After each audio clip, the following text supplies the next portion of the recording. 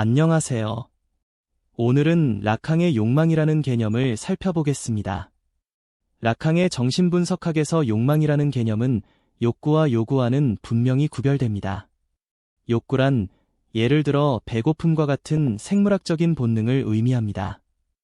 이 욕구는 특정한 대상이나 행동을 통해 충족될 수 있고, 일단 충족되고 나면 다시 욕구가 생길 때까지 동기부여에 힘이 되지 않습니다. 즉, 욕구는 순전히 유기적이고 완전히 해소될 수 있는 성질을 가지고 있죠. 반면 요구는 욕구와는 다릅니다. 요구란 주체가 언어를 통해 자신의 욕구를 표현하는 방식입니다.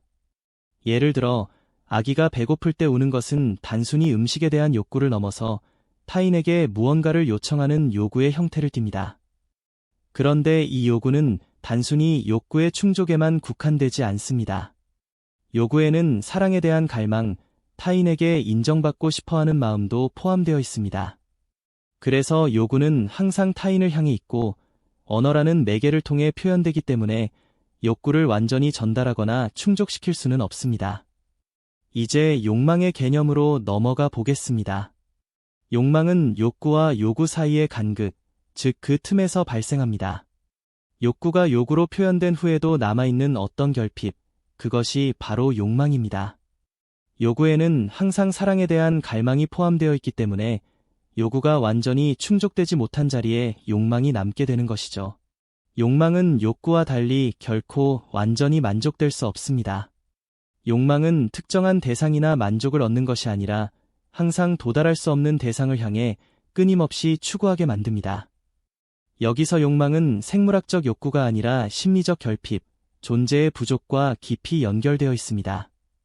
주체는 이 결핍을 채우기 위해 여러 시도를 하지만 이 결핍은 어떤 구체적인 무언가의 부족이 아니라 존재 자체의 근본적인 결핍에서 비롯됩니다. 욕망은 또 한 가지 중요한 특징이 있습니다.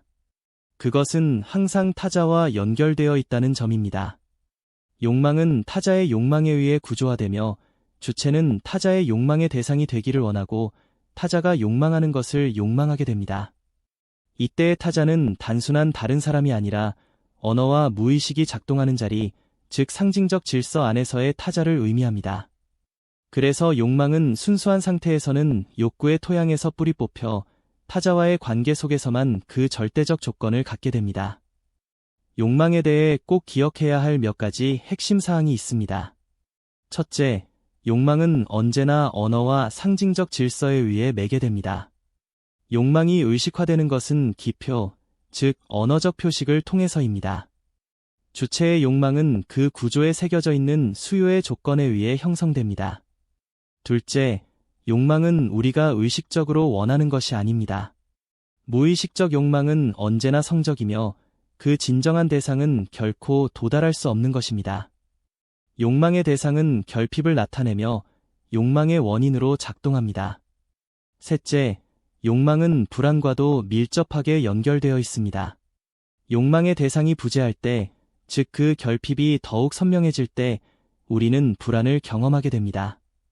넷째, 욕망은 인간 삶의 원동력입니다. 사실 인간의 본질 자체가 욕망이라고 할 수 있습니다. 욕망은 세계와 주체의 관계를 형성하고 무의식의 형성에도 결정적인 역할을 합니다.